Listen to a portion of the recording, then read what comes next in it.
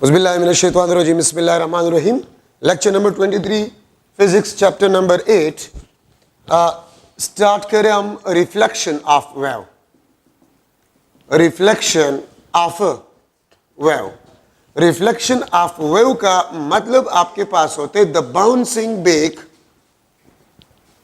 of waves when encounter in obstacle.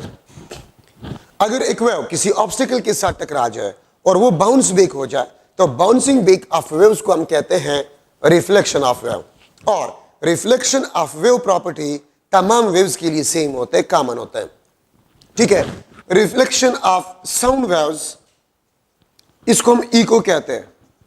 Reflected sound wave, इसको हम eco कहते हैं।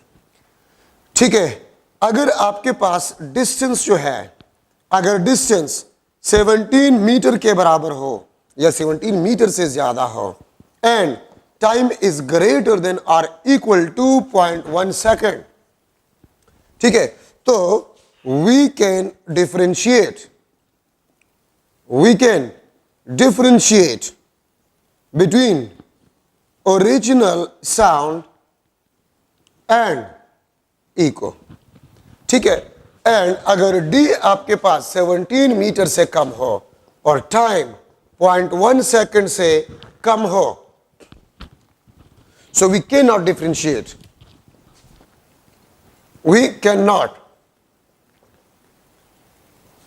Differentiate, between original sound and echo. ठीक है, और इसी इफेक्ट को ही हम क्या कहते हैं? This effect is known as reverberation.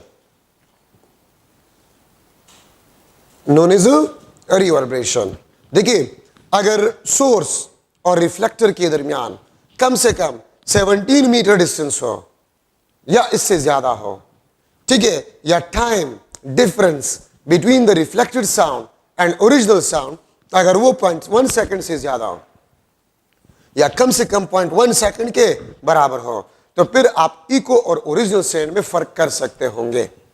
लेकिन अगर डिस्टेंस 17 मीटर से कम हो between the source and reflector और time difference between the reflected sound and original sound अगर 0.1 सेकंड से कम हो, तो हम ओरिजिनल साउंड और इको में डिफरेंस नहीं कर सकते। इस इफेक्ट को बेसिकली हम कहते हैं रिवर्बरेशन। ठीक है, तो ये आपके पास इको में इंपॉर्टेंट पॉइंट्स आपके पास बन गए। सही है।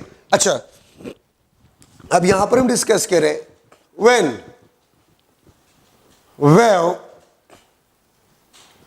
wave reflected from a boundary of denser medium,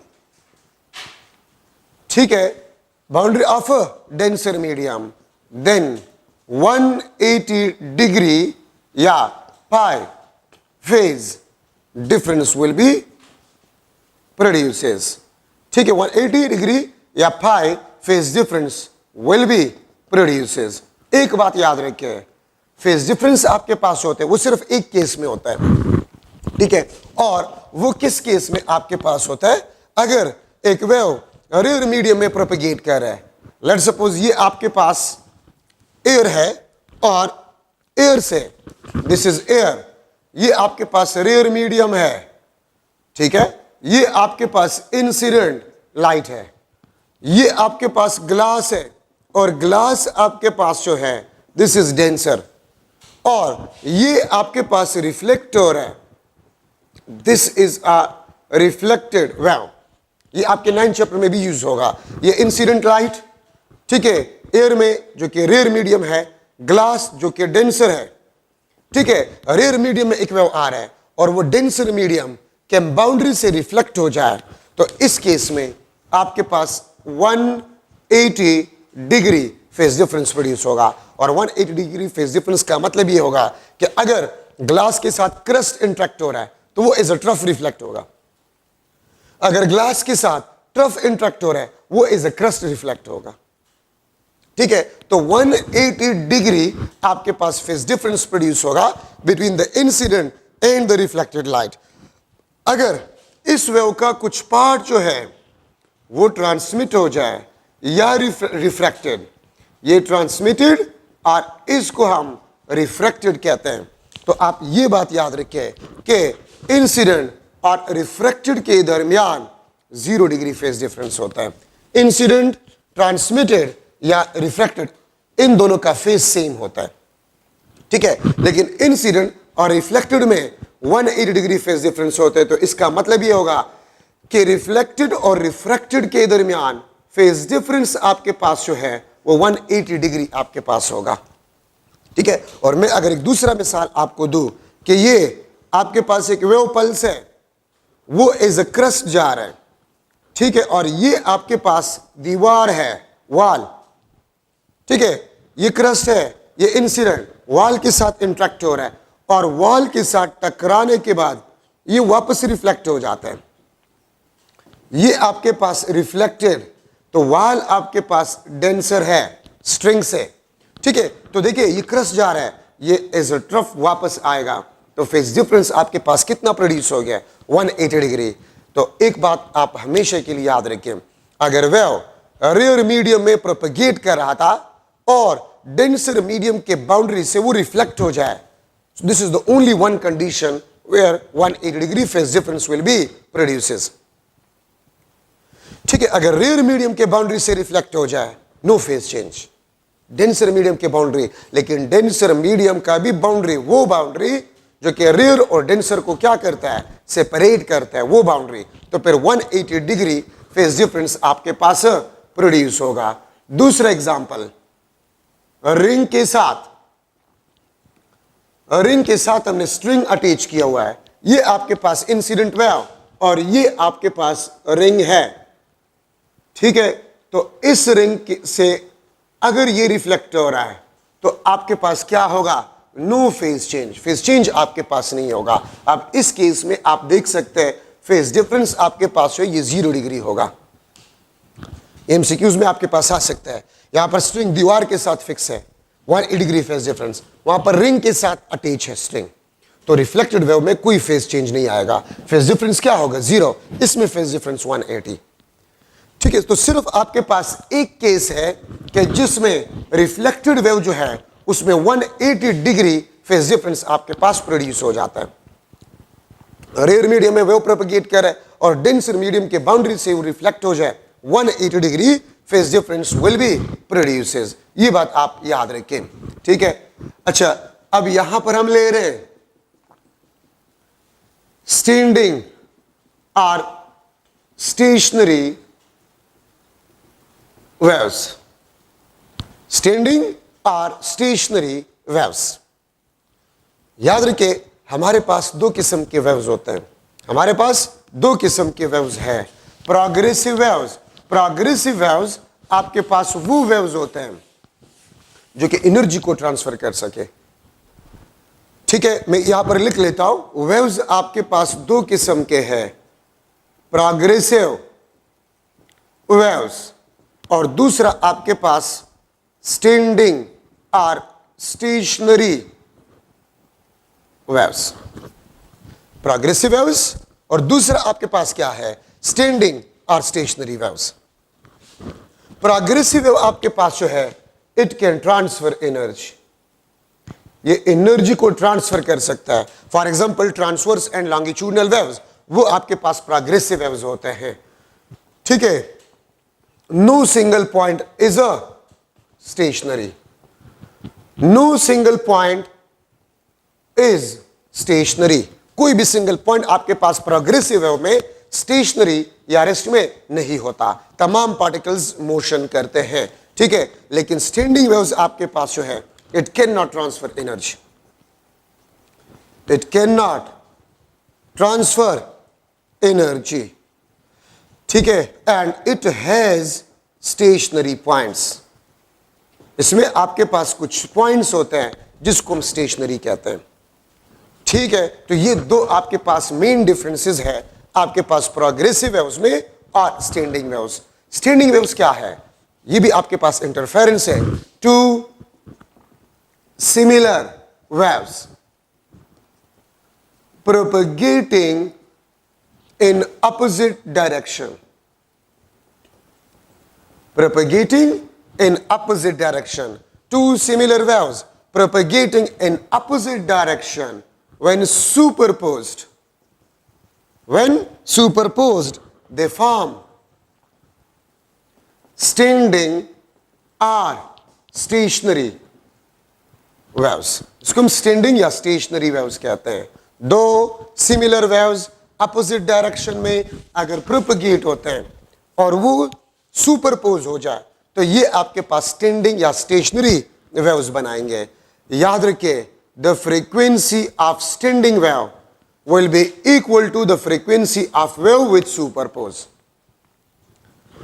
दो similar waves, it means frequencies आपके पास सेम होंगे। सिमिलर वेव्स तो फ्रीक्वेंसी आपके पास क्या होंगे? सेम होंगे। दो सिमिलर वेव्स है, each of frequency 100 hertz, they are propagating in opposite direction and superpose, then the frequency of standing waves will be dash. Standing waves की फ्रीक्वेंसी आपके पास क्या होगी? तो याद रखिए, स्टैंडिंग वेव की फ्रीक्वेंसी वही होगी जो दो वेव सुपरपोज होके स्टैंडिंग वेव्स को बना रहे हैं। तो the frequency of standing wave will be equal to the frequency of wave with superpose. अगर दो waves each of frequency 100 hertz superpose, they will form a standing wave. और standing wave का frequency भी आपके पास जो होगा वो भी आपके पास 100 हर्ट्ज ही होगा, वो भी आपके पास 100 हर्ट्ज ही होगा। दो वेव्स है जिनकी फ्रीक्वेंसी 200 हर्ट्ज है, सिमिलर वेव्स है, और वो अपोजिट डायरेक्शन में प्रोपेगेट करते हैं। जब वो सुपरपोज होते हैं तो स्टैंडिंग वेव्स बनाते हैं। और याद रखिए, स्टैंडिंग वेव्स की जो फ्रीक्वेंसी होती है वो आपके पास वही होगी जो दो वेव्स सुपरपोज होके स्टैंडिंग वेव्स को बनाते हैं। ठीक है, मैं एक स्ट्रिंग को ले रहा हूं and the string is fix eight both ends. ठीक है, ये दोनों एंड पे आपके पास फिक्स है। ये आपके पास इंसिडेंट वेव, ये आपके पास रिफ्लेक्टेड वेव। ठीक है, ये इंसिडेंट, ये रिफ्लेक्टेड वेव। अच्छा, इसमें हम इन पॉइंट्स को कहते हैं, इस पॉइंट को हम कहते हैं दिस इज नोड। और चूंकि ये दो एंड्स आपके पास फिक्स है तो फिक्स एंड पे हमेशा आपके पास नोड होने चाहिए। ठीक है, तो ये नोड पे आपके पास डिस्प्लेसमेंट जो है it is zero, displacement zero होता है। एंड नोड आपके पास होता है this is always at rest या स्टेशनरी। ये हमेशा आपके पास रेस्ट में होते हैं या स्टेशनरी आपके पास होता है। ठीक है, so this is always at rest और स्टेशनरी। याद रखिए, नोड पे आपके पास जो टोटल एनर्जी होता है इट इज जीरो। ठीक है, नोड पे टोटल एनर्जी जीरो। और प्रेशर या स्ट्रेस आपके पास जो होता है वो मैक्सिमम होता है।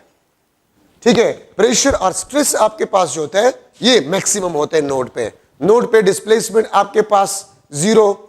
ठीक है, नोड पे डिस्प्लेसमेंट आपके पास जीरो, ऑलवेज एट रेस्ट और स्टेशनरी। ठीक है, the energy at node will be always zero, displacement आपके पास जीरो, प्रेशर और स्ट्रेस आपके पास होगा नोड पे वो मैक्सिमम होगा। ठीक है, अच्छा, ये आपके पास नोड, इसको हम एंटी नोड कहते हैं। इस पॉइंट को हम एंटी नोड कहते हैं। ठीक है, और एंटी नोड पे डिस्प्लेसमेंट आपके पास मैक्सिमम होता है। x is equal to maximum, displacement आपके पास मैक्सिमम होता है। ठीक है, यहां पर एंटी नोड पे पोटेंशियल एनर्जी आपके पास मैक्सिमम होता है। ठीक है, और स्ट्रेस या प्रेशर आपके पास जो होता है, स्ट्रेस और प्रेशर, वो आपके पास मिनिमम होता है। स्ट्रेस और pressure is a minimum, displacement is maximum, potential energy is maximum, stress और प्रेशर आपके पास है दिस इज मिनिमम। ठीक है, और इस लाइन को हम कहते हैं, इस लाइन को हम कहते हैं दिस इज इक्विलिब्रियम लाइन। ये आपके पास इक्विलिब्रियम लाइन। ठीक है, और इक्विलिब्रियम लाइन पे डिस्प्लेसमेंट आपके पास जीरो। ठीक है, काइनेटिक एनर्जी आपके पास जो है इट इज मैक्सिमम। डिस्प्लेसमेंट आपके पास जीरो, काइनेटिक एनर्जी आपके पास जो है वो मैक्सिमम होगा अगर आपके पास इक्विलिब्रियम लाइन पे आपके पास स्ट्रिंग हो। ठीक है, तो ये आपके पास इसमें जरूरी पॉइंट्स है। अगर स्ट्रिंग दो एंड से फिक्स हो तो फिक्स एंड पे हमेशा आपके पास नोड होंगे और एंटी नोड बिल्कुल दरमियान में होगा। ठीक है, अच्छा अब यहां पर मैं डिस्कस कर रहा हूं, एक बात आप लोग याद रखिए, टू कंसेक्यूटिव नोड्स के दरमियान phase of vibrations of particles are same between two consecutive nodes. याद रखिए, दो कंसेक्यूटिव नोड्स के दरमियान फेज ऑफ वाइब्रेशन आपके पास क्या होता है? सेम होता है। स्टैंडिंग वेव्स में दो कंसेक्यूटिव नोड के दरमियान जो फेज ऑफ वाइब्रेशन होता है पार्टिकल का, वो आपके पास सेम होता है। The phase of vibration of the particles are same between two consecutive nodes. और याद रखिए, आपके पास जो प्रोग्रेसिव वेव्स है, प्रोग्रेसिव वेव्स, तो प्रोग्रेसिव वेव के किसी भी दो कंसेक्यूटिव पॉइंट्स के दरमियान फेज ऑफ वाइब्रेशन सेम नहीं होता। ये भी डिफरेंस है प्रोग्रेसिव और स्टैंडिंग वेव्स में। स्टैंडिंग वेव्स में दो कंसेक्यूटिव नोड्स के दरमियान फेज ऑफ वाइब्रेशन सेम होता है। फेज ऑफ वाइब्रेशन सेम होने का मतलब ये होता है, आप ये देखिए, ये स्टैंडिंग वेव्स है और ये आपके पास नोड्स है यहां पर, तो सारे पॉइंट्स एक साथ में नीचे आएंगे और सारे पॉइंट्स एक साथ में ऊपर भी जाएंगे। ठीक है, तो between two consecutive nodes the phase of vibration of the particles will be same. लेकिन आपके पास जो प्रोग्रेसिव वेव्स है उसमें किसी भी दो कंसेक्यूटिव पॉइंट्स के दरमियान फेज ऑफ वाइब्रेशन पार्टिकल्स का सेम नहीं होगा। The distance between two consecutive nodes or antinodes, this is equal to half of the wavelength. या मैं लिख सकता हूं the length of one loop is equal to half of the wavelength of standing waves. एक loop का length half of the wavelength of standing waves. दो loops का length 2 lambda by 2, एक लूप्स का लेंथ lambda by 2, दो loops का length 2 lambda by 2, 3 loops का length 3 lambda by 2, 4 loops का लेंथ 4 lambda by 2, 5 loops का लेंथ 5 lambda by 2, 6 loops का लेंथ 6 lambda by 2। ठीक है, ये बात याद रखिए। और हाफ लूप का लेंथ क्या होगा? lambda by 4। तो मैं इस तरह भी कह सकता हूं कि the distance between two consecutive nodes और two consecutive antinodes is equal to half of the wavelength of standing waves. ठीक है, तो ये आपके पास जो है इंपॉर्टेंट पॉइंट्स है इन स्टैंडिंग वेव्स। अच्छा, अब यहां पर मैं लिख रहा हूं रेजोनेटिंग लेंथ। रेजोनेटिंग लेंथ आपके पास जो होता है Ln is equal to L divide by 2n। Ln is equal to L divide by n। ये L लेंथ ऑफ स्ट्रिंग है, n नंबर ऑफ लूप्स को रिप्रेजेंट करता है और ये आपके पास रेजोनेटिंग लेंथ है and this is the length of string. ये आपके पास लेंथ ऑफ स्ट्रिंग है और n आपके पास जो है ये नंबर ऑफ लूप्स है। n is the number of loops. तो देखिए, अगर मैं लिख लो n is equal to 1 means 1 loop, तो L1 आपके पास L डिवाइड बाई 2। तो आप लोगों ने पढ़ा है कि अगर हम स्ट्रिंग को मिड पॉइंट पे प्लग करें तो 1 लूप विल बी फॉर्म, तो एक लूप आपके पास फॉर्म होगा। ठीक है, अगर n इज इक्वल टू 2 तो L2 आपके पास L डिवाइड बाई 4 होगा। ठीक है, दो लूप्स आपके पास बनेंगे। अगर n आपके पास 3 है, L3 is equal to L divide by 6। तो याद रखिए, ये 2n आपके पास ये इवन नंबर को शो करता है, even number. 2 1s are 2, 2 2s are 4, 2 3s are 6, 2 4s are 8, 2 5s are 10, 2 6s are 12। ये आपको इवन नंबर देगा। तो याद रखिए, आपके पास L by 2, L by 4, L by 6, L by 8, L by 10 means length of string divide by E one, ये resonating length होते हैं। बाकी किसी और लेंथ पे अगर आप स्ट्रिंग को प्लग करें तो स्टैंडिंग वेव्स नहीं बनेंगे।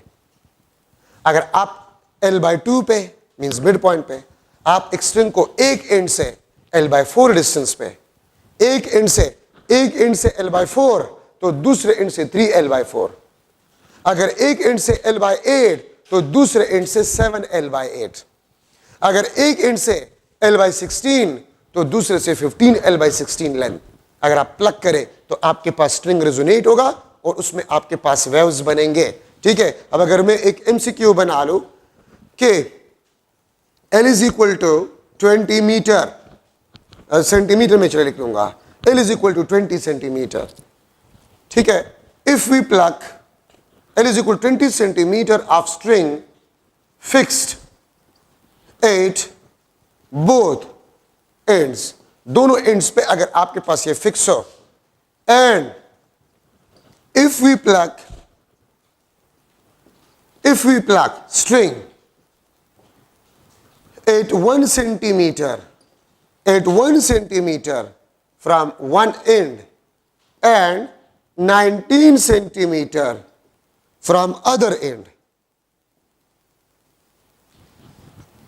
19 centimeter 1 centimeter from one end और 19 centimeter आपके पास जो है from other end, ठीक है, then number of loops formed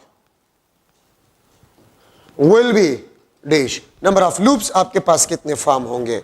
ठीक है, ए ऑप्शन आपके पास 10, B option 20, C option 5, D option 40। ठीक है, तो लेंथ ऑफ स्ट्रिंग आपके पास कितने हैं 20 centimetre, 1 centimetre from one and है, एक एंड से 1 सेंटीमीटर, तो मैं 20 को किस नंबर पे डिवाइड करूं कि 1 सेंटीमीटर आपके पास आ जाए।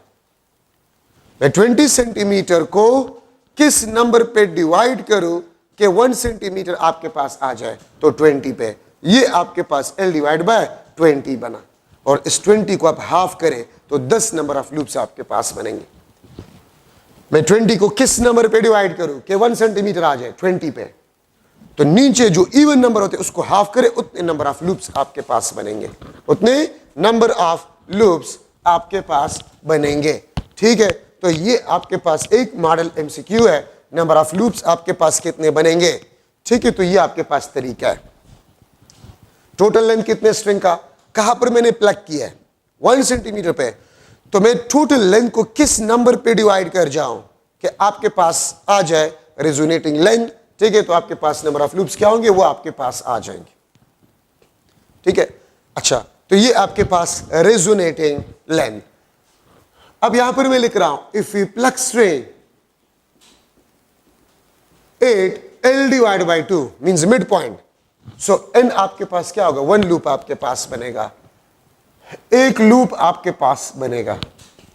सही है, और अगर एक लूप आपके पास बनेगा F1 will be equal to V divide by λ1, और एक लूप का जो लेंथ आपके पास होता है वो λ1 डिवाइड बाय 2 होता है, या λ1 इज इक्वल टू 12, तो F1 आपके पास बन जाएगा V डिवाइड बाय 2L, या इसको मैं लिख सकता हूं 1 divide by 12 under the root of T divide by M prime, चूंकि V आपके पास under the root of T divide by M prime आपके पास होगा, और M प्राइम किस चीज को रिप्रेजेंट करेगा, मास लेंथ डेंसिटी। और इस फ्रीक्वेंसी को हम क्या कहते हैं, this is the fundamental frequency, और फंडामेंटल फ्रीक्वेंसी को हम कहते हैं this is the lowest possible frequency. ठीक है, और मैं आपको बता रहा हूं जितनी भी इक्वेशंस यहां पर हम डिस्कस कर रहे हैं वो स्ट्रिंग के लिए कर रहे हैं which is fixed at both ends, दोनों एंड से फिक्स हो, तो आपके पास F1 जो होगा ये लोवेस्ट पॉसिबल फ्रीक्वेंसी को रिप्रेजेंट करेगा, this will be the lowest possible frequency, जिसको हम फंडामेंटल फ्रीक्वेंसी कहते हैं F1। तो λ1 आपके पास क्या होगा, फंडामेंटल फ्रीक्वेंसी पे आपके पास जो है, ठीक है, फंडामेंटल फ्रीक्वेंसी आपके पास this is the lowest possible frequency. देखिए वेवलेंथ आपके पास क्या है 12, तो तो ये ज्यादातर एमसीक्यूज में आता है कि लेंथ ऑफ अ स्ट्रिंग आपको गिवन होगा फंडामेंटल फ्रीक्वेंसी पे what will be the wavelength of a standing wave.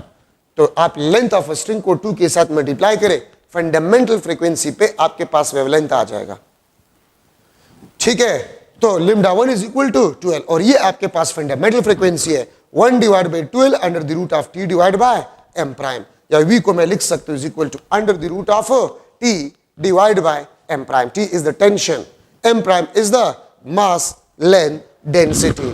ठीक है, तो यहां पर आप देखें लिख सकते हैं कि फंडामेंटल फ्रीक्वेंसी आपके पास जो है वो किन चीजों पे डिपेंड करता है। तो यहां पर मैं फिर लिख रहा हूं लेम्डा 1 आपके पास 2L,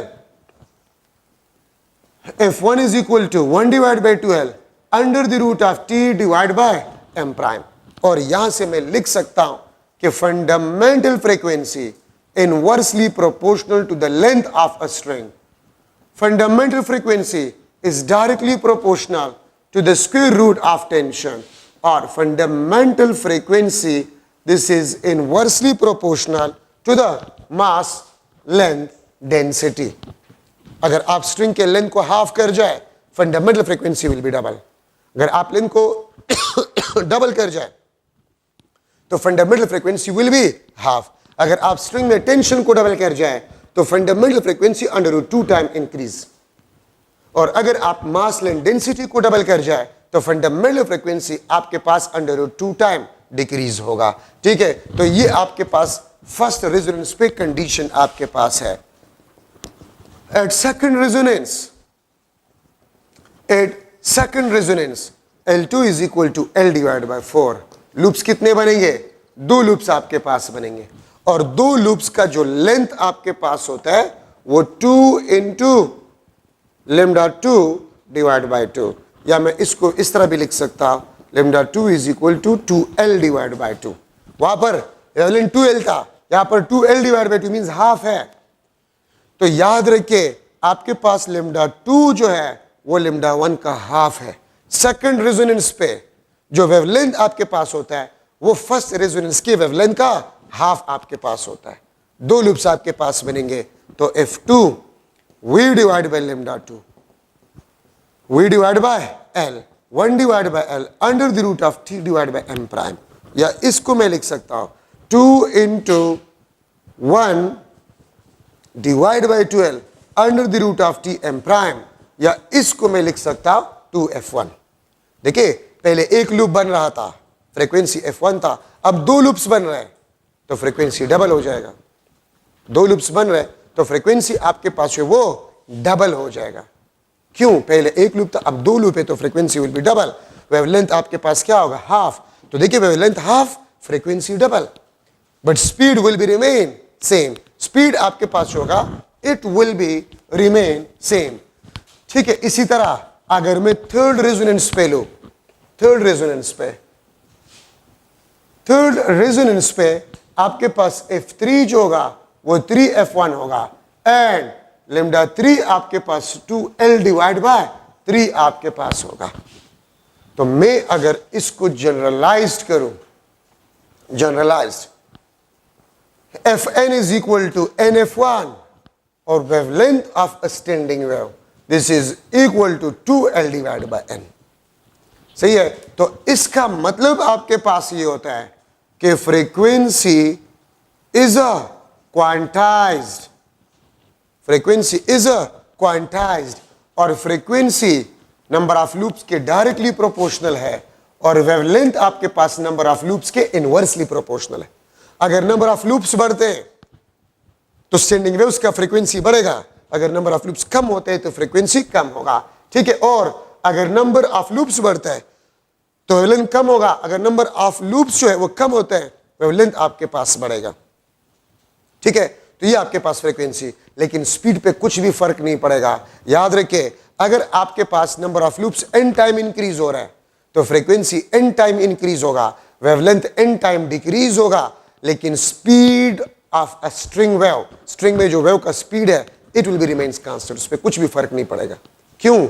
जब तक स्ट्रिंग में टेंशन या स्ट्रिंग को आप चेंज ना करें तब तक आपके पास speed of a string wave change नहीं होगा। और क्वांटाइज का मतलब क्या होता है? n is equal to 1 2 3, frequency f1 2f1 3f1 4f1 possible है अप टू nf1। ठीक है, अगर मैं लू कि लेट्स सपोज एक स्ट्रिंग है जो कि दोनों एंड से फिक्स है और उसका फंडामेंटल फ्रीक्वेंसी 10 हर्ट्ज है, तो सेकंड हार्मोनिक का फ्रीक्वेंसी क्या होगा? 20, third 30, 40, 2 multiply 3 multiply 4 multiply frequency और वेवलेंथ आपके पास स्टैंडिंग वेव्स के वो आपके पास क्वांटाइज्ड होते हैं। ठीक है, और ये फार्मूला देखें, अगर length of a string given हो और नंबर ऑफ लूप्स गिवन हो, लेंथ ऑफ अ स्ट्रिंग और नंबर ऑफ लूप्स गिवन हो, तो आप वेवलेंथ को इस फार्मूले से मालूम, वेवलेंथ ऑफ स्टैंडिंग वेव्स को आप इस फार्मूले से मालूम कर सकते हैं। ठीक है, और इसको देखें, lambda n is equal to 12 divide by n, मैं इससे लिख सकता हूं L is equal to n lambda n divide by 2। तो अगर वेवलेंथ आपके पास स्टैंडिंग वेव्स के गिवन हो और नंबर ऑफ लूप्स गिवन हो और आपसे पूछ लिया जाए कि लेंथ ऑफ अ स्ट्रिंग क्या होगा, तो इस इक्वेशन से आप लेंथ ऑफ अ स्ट्रिंग को मालूम कर सकते हैं। अगर आपके पास length of a string given हो, नंबर ऑफ लूप्स गिवन हो, तो वेवलेंथ को आप मालूम कर सकते हैं स्टैंडिंग वेव्स के इस इक्वेशन से।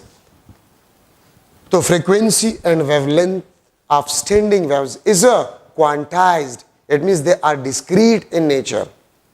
ठीक है, और यहां पर मैं लिख सकता हूं f1 f2 f3, ये आपके पास fn, इसको मैं लिख सकता हूं, इसको मैं लिख सकता हूं this is first harmonic,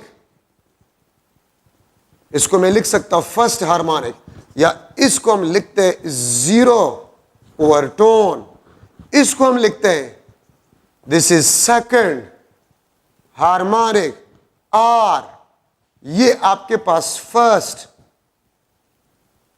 overtone, ये सेकंड हार्मोनिक, ये आपके पास फर्स्ट ओवरटोन, ये आपके पास nth हार्मोनिक,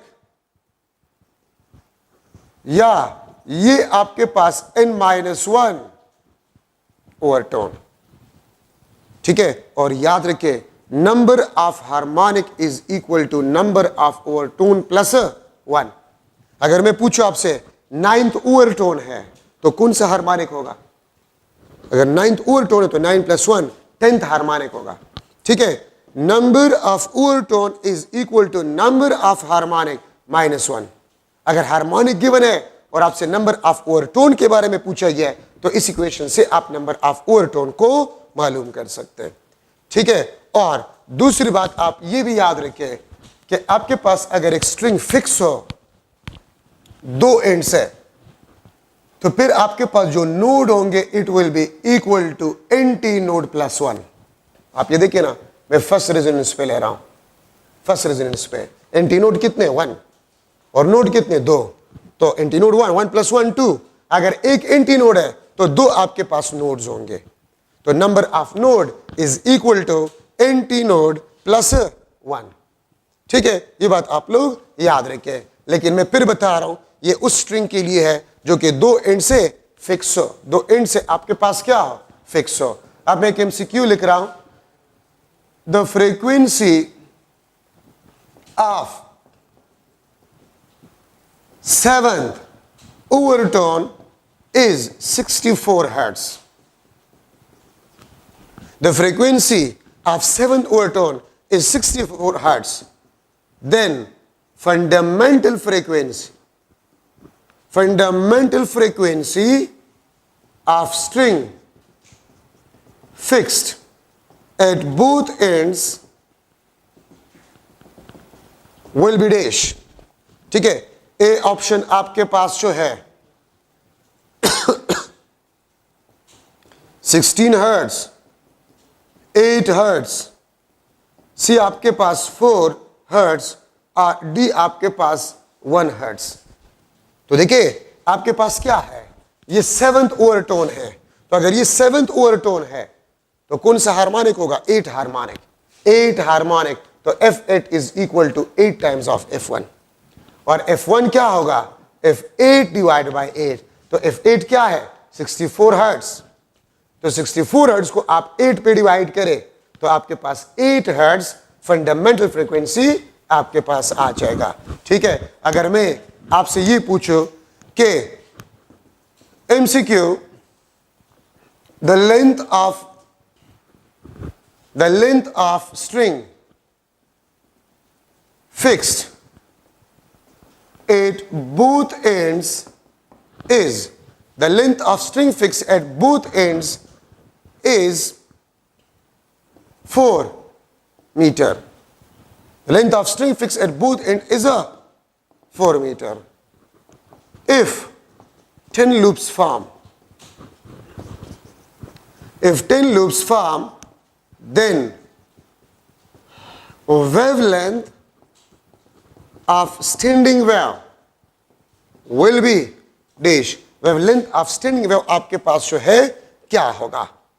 ठीक है, तो ए ऑप्शन आपके पास जो है 8 metre, B option 4 metre, C option 0.8 metre और डी ऑप्शन आपके पास जो है 0.4 मीटर। ठीक है, वेवलेंथ ऑफ स्टैंडिंग वेव आपके पास क्या होगा? तो आप इसको देखें, लेंथ आप यहां पर पुट करें, तो आपके पास है 2 multiply by length 4 metre divide by number of loops, 10 loops आपके पास है, तो ये आपके पास 8 मीटर डिवाइड बाय 10।